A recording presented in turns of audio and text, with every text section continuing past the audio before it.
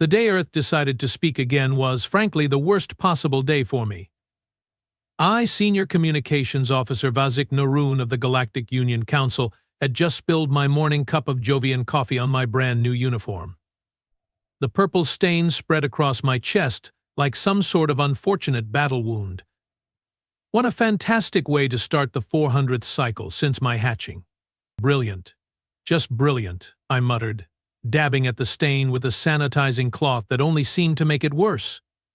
My 3 eyes blinked in frustration as I watched the fabric soak up the liquid and spread it further. My assistant Pelora, a lanky centaurian with too many limbs and not enough common sense, poked her head through my office door. Her face tentacles curled in that annoying way they always did when she was excited about something.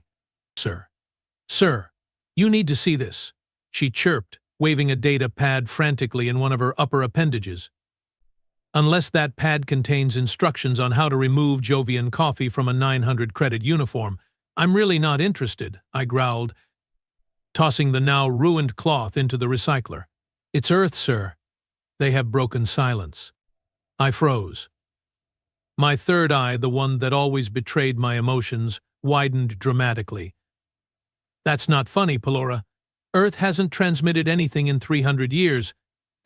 Not since the isolation protocol." "I'm not joking, sir." She thrust the data pad at me, nearly poking one of my eyes out in her enthusiasm. "Look. Signal detected from Sol's system, originating from Earth's primary communication array. It started broadcasting 18 minutes ago." I snatched the pad from her, my heart's beating faster as I scanned the information displayed. Impossible. And yet, there it was. Clear as a Martian sunrise, a signal. "I am from Earth." After 3 centuries of absolute silence. "Alert the Grand Secretary," I said, my voice suddenly hoarse. "And get me a clean uniform." 30 minutes later, I stood nervously in the grand chamber of the Galactic Union Council. My freshly replicated uniform was uncomfortable and smelled too strongly of synthetic fibers, but at least it wasn't stained with coffee. Around the massive circular table sat the representatives of the 53 most powerful species in our section of the galaxy. Some were physical presences, others mere holograms, but all wore expressions of confusion, concern, or outright hostility. Well, those with faces did anyway. The gaseous Morpholians just sort of bubbled ominously. At the head of the table sat Grand Secretary Ulan Tar, a massive draconian whose scales had faded from their once vibrant crimson to a dull burgundy with age. His claws tapped rhythmically against the polished stone surface of the table, the only sound in the otherwise silent chamber. "Officer Norun," he rumbled, his voice like distant thunder. "I understand you have interesting news." I swallowed hard, feeling the collective gaze of the most powerful beings in the galaxy boring into me. "Yes, Grand Secretary. At 0600 hours Standard Time, our monitoring stations detected a transmission from Earth. After 300 years of silence, they are broadcasting again." A murmur rippled through the assembly. The Archelian representatives' spines bristled visibly. The Morpholian representative's containment field clouded dark orange with alarm. "What do they say?" asked Ambassador Jex Tula of the Procyon Collective, her luminescent eyes blinking rapidly. I hesitated. That's the thing. It's not what we expected. The message is on repeat. It simply says, "We noticed what you did. We are coming to talk. Prepare yourselves." The chamber erupted into chaos. "An outright threat," bellowed the Taurian representative, slamming his hooved fist onto the table. "They cannot be allowed to leave their system," squeaked Representative Ixel of the Rigelian Commonwealth. The Grand Secretary raised a clawed hand, and silence fell immediately. "Officer Norun, what is your analysis of this message?" I cleared my throat, suddenly aware of how dry my mouth had become. "It's ambiguous, sir. The humans were always like that, frustratingly vague. But there's something else."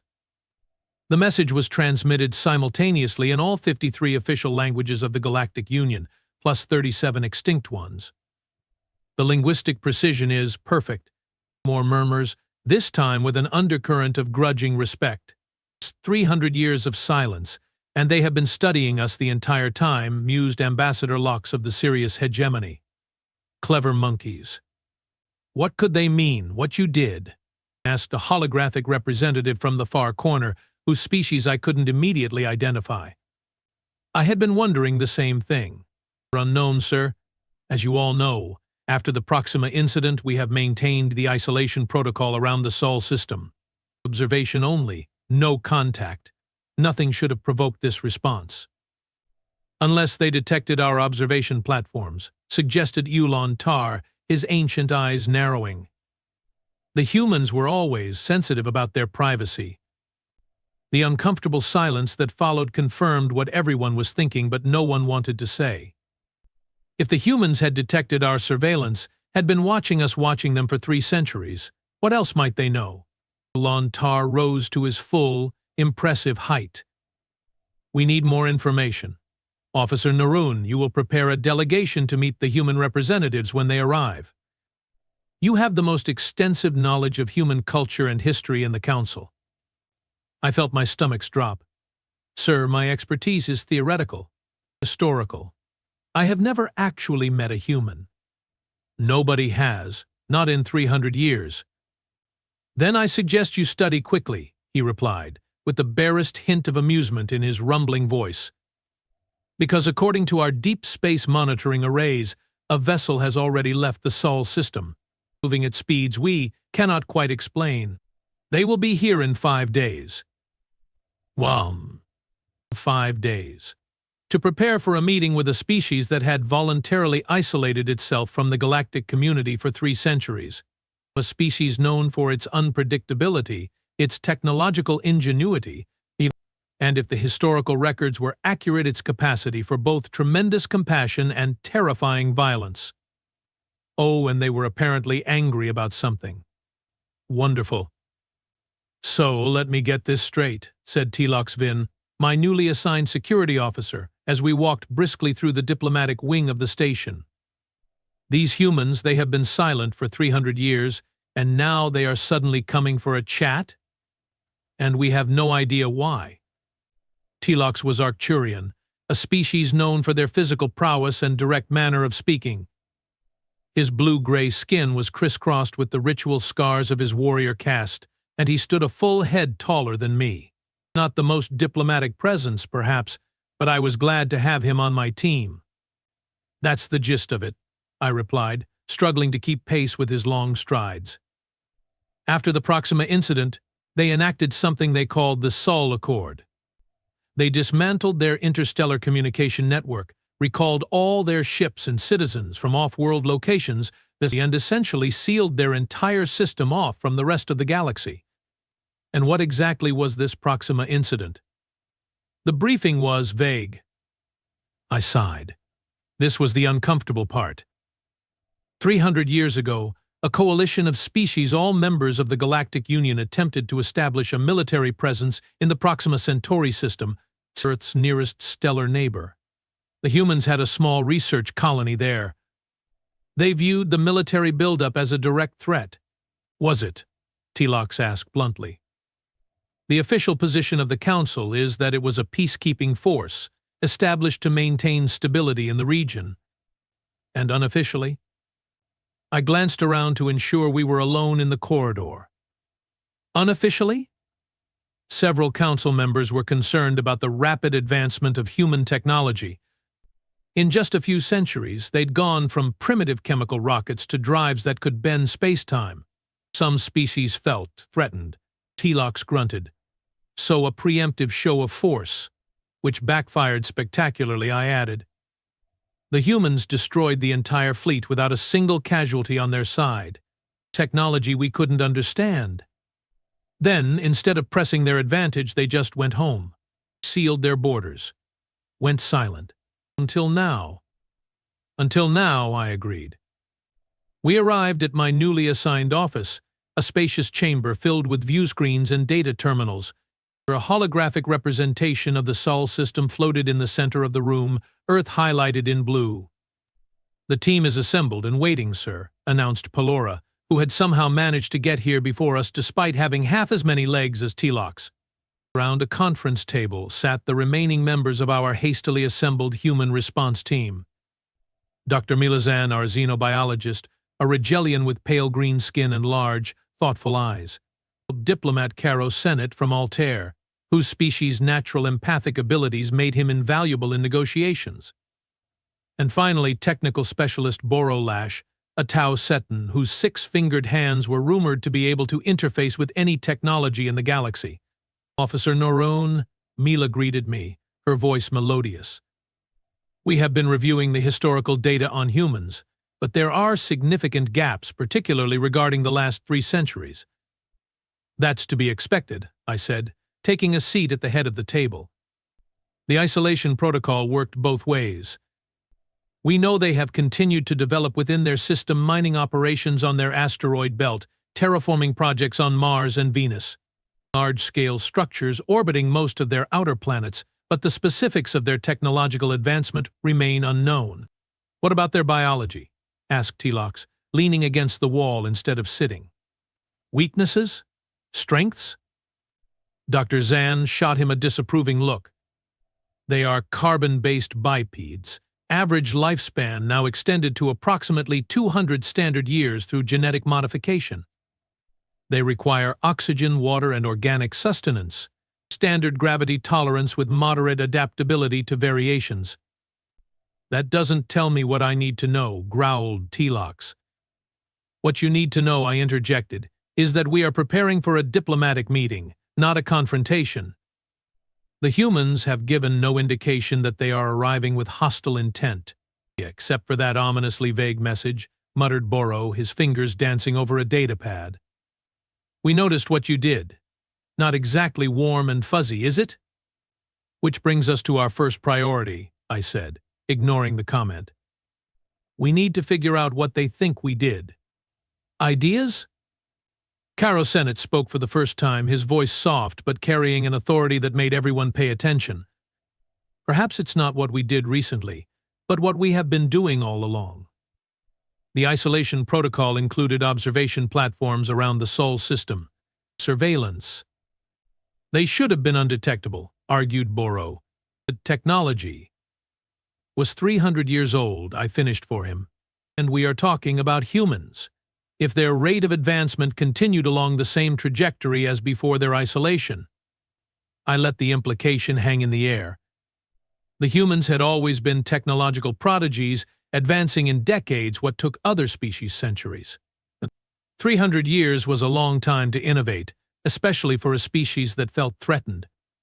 So they know we have been watching them, said Telox. That hardly seems worth breaking 3 centuries of silence. Unless they also know why, suggested Mila, the real reason for the Proxima incident. A heavy silence fell over the room. The real reason. The thing even I, with my highest level clearance, only knew fragments of. The discovery that had made certain members of the Council fear humanity enough to risk an act of aggression against them. We need to know exactly what they know, I finally said. And we have 5 days to figure it out before they arrive. Boro's datapad suddenly chimed, an urgent alert that made us all jump. His eyes widened as he read the information displayed. Make that 3 days, he said, his voice unusually subdued. Their ship just passed the outer marker of the Arcturus system. They are moving much faster than we anticipated. 3 days to prepare for a meeting that could reshape the political landscape of the galaxy. 3 days to figure out what the humans knew, what they wanted, and how to respond. And somewhere out there in the darkness of space, a ship from Earth was hurtling toward us, carrying representatives of a species that had chosen isolation over interaction for longer than most beings in this room had been alive. I had a feeling I was going to need a lot more Jovian coffee. The next 3 days passed in a blur of frantic preparation. Sleep became a distant memory as our team worked around the clock, digging through ancient archives and piecing together fragments of classified information about humanity's final days before their self-imposed exile. I found something, announced Boro on the morning of the 2nd day. His 6 fingers moved with hypnotic precision across the holographic interface, buried deep in the Council's classified archives. A communication from 301 years ago, just before the Proxima incident. We gathered around his workstation, bleary-eyed from lack of sleep but instantly alert. "It's a message from Admiral Zentar of the Combined Fleet to the High Council," Boro continued, his voice dropping to a near whisper. "Requesting permission to—" "Oh? Oh what?" demanded T-Lox. "Spit it out, technician." Boro swallowed visibly. "Permission to deploy the quantum scanner on the human research facility at Proxima Centauri." I felt my blood run cold. The quantum scanner? That technology was theoretical, even back then. It was designed to forcibly extract data from any information storage system, finished Mila, her green skin paling considerably, including organic ones. "You mean brains," said T-Lox bluntly. They wanted to rip information directly from human minds. The implication hung heavy in the air. The quantum scanner had been banned by the Galactic Union even before it was fully developed, deemed too invasive and potentially destructive to be ethical. The fact that the Combined Fleet had one, and had sought permission to use it on humans. "Did they deploy it?" asked Caro, his empathic antennae quivering with distress. Boro scrolled through the document. "The response is redacted. But there's a follow-up report. The human facility detected an unauthorized scan attempt and responded with proportional defensive measures." "Proportional?" snorted T-Lox. "They destroyed the entire fleet. For attempting to violate the most fundamental privacy of their minds?" countered Mila. "Many species would consider that an act of war." I tapped my claw against the table, thinking hard. This changes things. If the humans discovered that the Council authorized an attempt to forcibly extract information from their researchers' minds, it would explain both their reaction and their subsequent isolation. "But why break that isolation now?" wondered Caro. "After 3 centuries? And what did they mean by what you did?" added Mila. "This incident was 300 years ago." I had no answers. Only a growing sense of unease that we were still missing something crucial. By the morning of the 3rd day, the news of humanity's impending arrival had spread throughout the station. The corridors buzzed with nervous energy as beings from dozens of worlds speculated about what it might mean. The Grand Secretary had ordered a full session of the Council to receive the human delegation, an honor typically reserved for only the most momentous occasions. "Your formal attire, sir," said Pelora, handing me a package as I entered my office. The Grand Secretary's office delivered it this morning. All members of the greeting party are required to wear the ceremonial colors. I opened the package to find an elaborate robe in the deep blue and silver of the Galactic Union. It looked uncomfortable and pretentious. Perfect for politics. "Any updates on the human vessel?" I asked, reluctantly setting aside my standard uniform. "It entered the outer defense perimeter an hour ago," replied Pelora, her tentacles waving in agitation. It's like nothing we have ever seen, sir. The technical department is having fits trying to analyze it. Put it on screen." The main view screen flickered to life, showing a real-time image from one of the station's external cameras. I stared, momentarily speechless. The human ship defied conventional design principles. Instead of the typical disk, sphere, or cylinder shapes favored by most spacefaring species, it resembled, actually, I wasn't sure what it resembled. The central structure was an elongated, tapering form that somehow seemed to both reflect and absorb light. Extending from this were what appeared to be enormous, translucent fins or sails that shimmered with subtle iridescence. The entire vessel pulsed with a gentle blue-white glow. "It's not using any known form of propulsion," continued Pelora. "No ion trails, no warp signature, no quantum bubble. It's just moving. And the energy readings are off the charts, but we can't identify the source." 300 years, I murmured. 300 years of development isolated from the rest of the galaxy, driven by who knows what mixture of fear, determination, and ingenuity. "Sir?" "What?" I shook myself from my reverie. "Nothing." "When will they dock?" "That's another thing, sir. They are not approaching the docking bays." They have taken up position precisely 1,000 kilometers from the station and they are just waiting there. I frowned. Have they made contact? No, sir. Complete silence since their initial message. A chime from my personal communicator interrupted us. It was a summons from the Grand Secretary himself. The council was assembling early, prompted by the unexpected behavior of the human vessel. It's beginning, I said, more to myself than to Pelora. Send the team to Council Chamber B. We may be called upon at short notice. The Grand Chamber was filled to capacity, with representatives of all 53 member species present either physically or as holograms. The tension in the air was palpable, a mixture of fear, curiosity, and anticipation. Grand Secretary Yulon Tar occupied his central position, his ancient face unreadable. On the massive view screen behind him floated a real-time image of the enigmatic human vessel, still maintaining its precise distance from the station.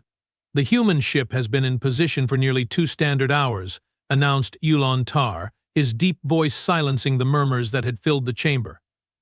They have made no attempt to communicate further, nor have they responded to our hails. Typical human psychological tactic, growled the Taurian representative. They seek to unnerve us by forcing us to wait to demonstrate their control of the situation. Perhaps, conceded Yulon Tar, or perhaps they are simply following their own protocols. In either case, we must. He was interrupted by a sudden flash on the view screen. A brilliant blue light erupted from the human vessel, striking the station with pinpoint precision. But instead of damage, it produced music? Yes, music. A hauntingly beautiful melody filled the council chamber, seemingly emanating from the walls themselves. And then, a voice. A human voice, speaking in perfect galactic standard. Greetings, representatives of the Galactic Union. We are the delegation from Earth. We request permission to come aboard your station for diplomatic discussions. We will be arriving in a party of 3, unarmed and ready to talk. Yulon Tar recovered quickly from his surprise. Permission granted. We will receive you in Docking Bay 7. Thank you, replied the voice. We will not be using your docking facilities. Please clear the center of your council chamber. We will arrive there directly in 60 seconds. Before anyone could protest this unprecedented breach of protocol, the transmission ended and the music faded. Yulon Tar's eyes narrowed, but he gave a curt nod to his security staff. Clear the center of the chamber as requested, and be ready for anything. A flurry of activity followed as the central area was hastily vacated. Security personnel took up positions around the perimeter, weapons at the ready despite the humans' claim of coming unarmed. I found myself ushered to one side along with the rest of my team, our carefully prepared greeting protocols now apparently irrelevant. 50 seconds, announced a computerized voice. Can they actually teleport? Whispered Mila beside me. That technology has eluded even the most advanced species in the Union. We are about to find out, I replied, my heart's racing. 40 seconds. Telox moved closer to us, his hand resting on his sidearm. I don't like this. Too many unknowns. 30 seconds. Caro's empathic antennae were fully extended, quivering slightly. I sense anticipation. Not hostility. At least, not yet. 20 seconds. Boro was frantically tapping at his datapad. Energy buildup detected. But it's like nothing in our databases. It's not conventional matter-energy conversion. 10 seconds. The chamber fell completely silent. Even breathing seemed too loud. 5, 4, 3, 2, 1. A column of swirling blue light appeared in the center of the chamber, coalescing into 3 distinct forms. The light intensified briefly, then vanished, leaving 3 figures standing where moments before there had been empty space. Humans.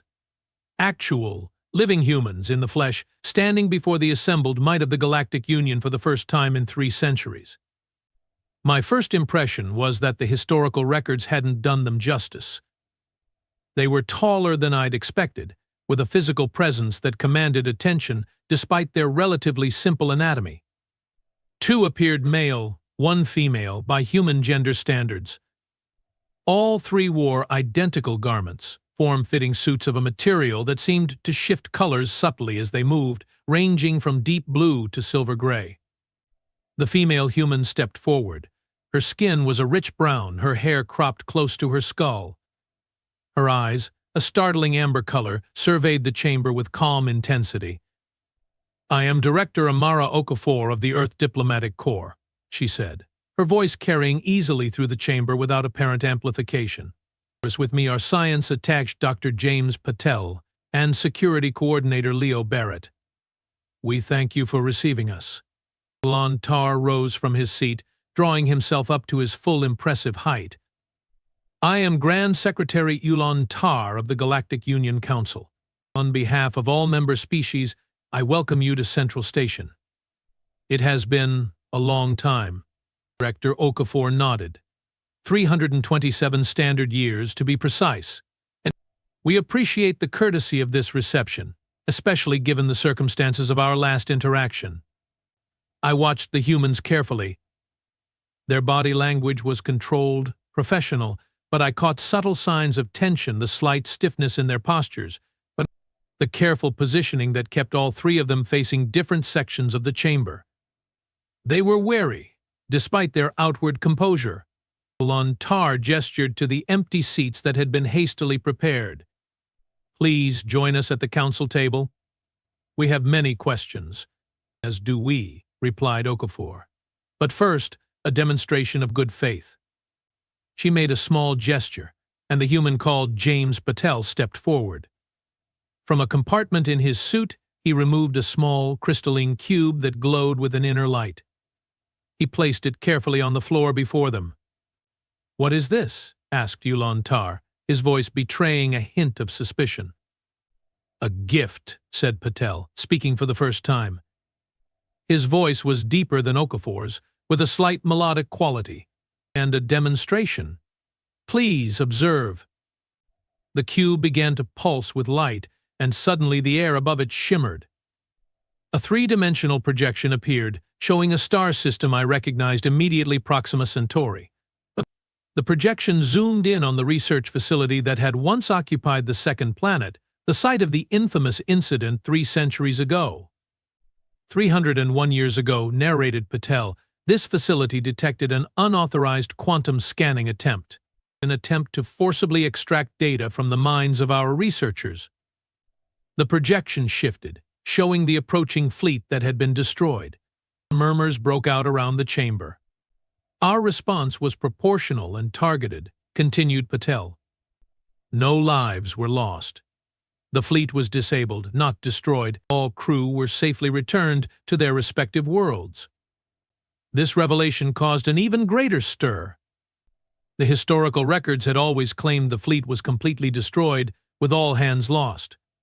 Had that been a lie? After this incident, Patel went on, humanity made a collective decision.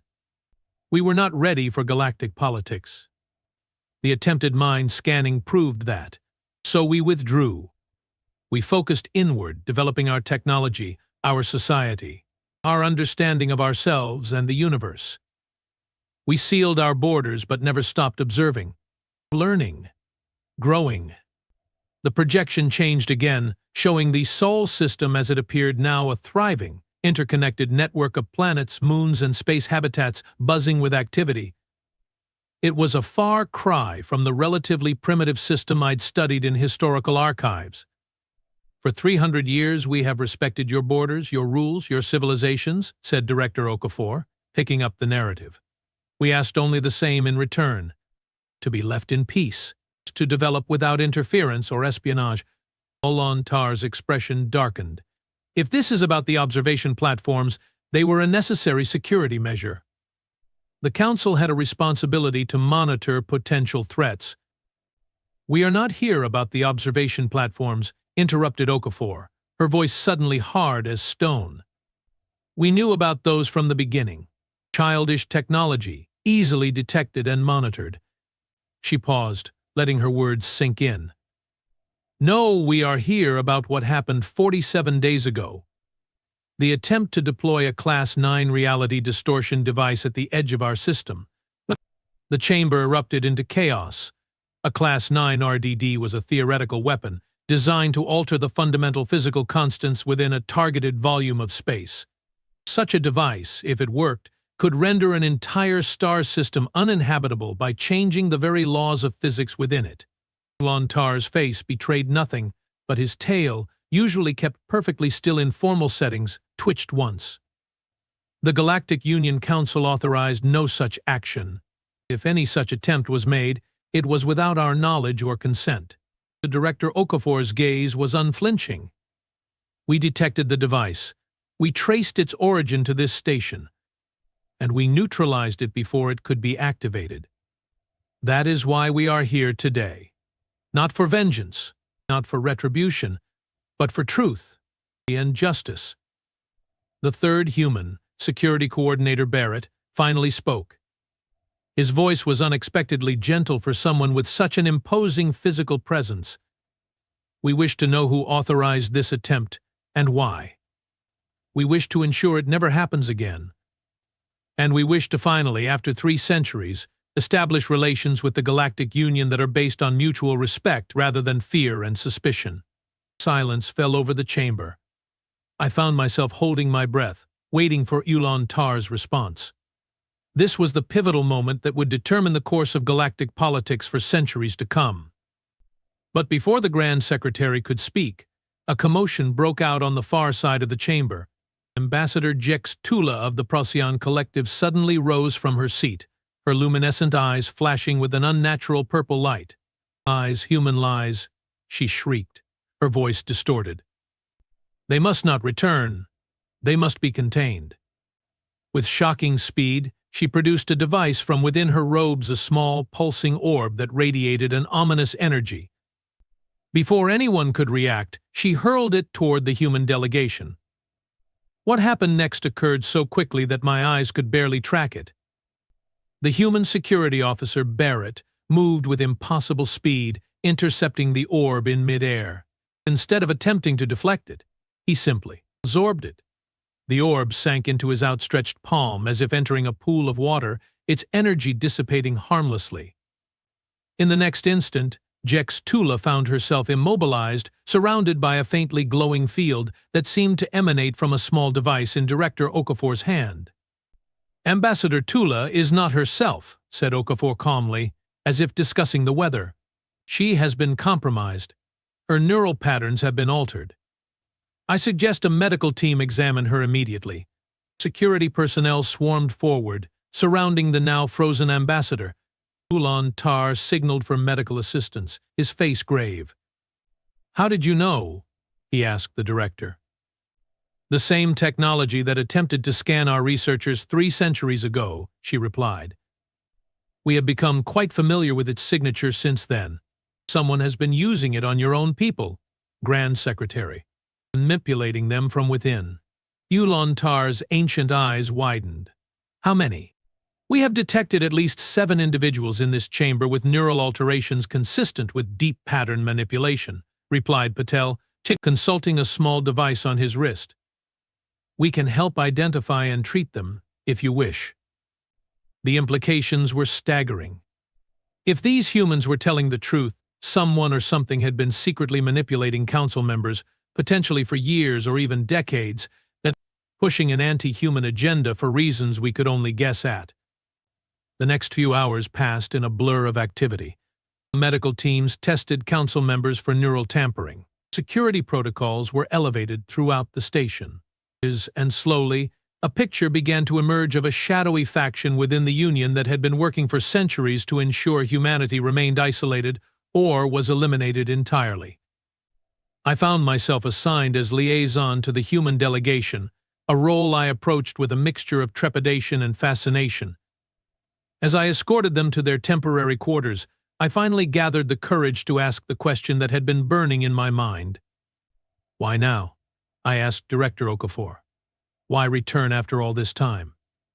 "The reality distortion device was neutralized. You could have continued your isolation." She smiled, the expression transforming her severe features into something almost warm. Because it was time, Officer Naroon. We have spent 3 centuries developing in isolation. We have achieved things we never thought possible.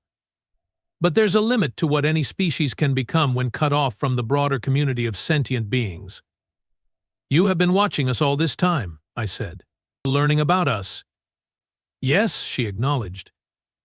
And we came to realize something important.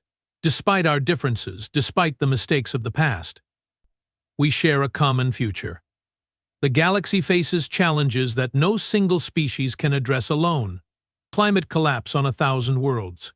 It's the expansion of the void between galaxies and the gradual cooling of the universe itself. These are problems of cosmic scale, I pointed out, beyond even the Union's capabilities. Perhaps, said Patel, joining the conversation, but they won't be solved without cooperation, without sharing of knowledge and resources. Humanity has developed technologies during our isolation that could help. And we are certain there's much we could learn from you. We arrived at their quarters, a spacious suite that had been hastily prepared to approximate human comfort standards. As the door slid open, Director Okafor paused on the threshold. 300 years ago, humanity chose isolation because we weren't ready for galactic politics, she said. And perhaps the Galactic Union wasn't ready for humanity. But times change. We have grown. We hope you have too. With that, she and her companions entered their quarters, leaving me standing in the corridor with a head full of questions and a strange sense of hope.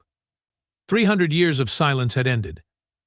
Whatever came next would change everything for humanity, for the Galactic Union, and for the countless species that called this galaxy home.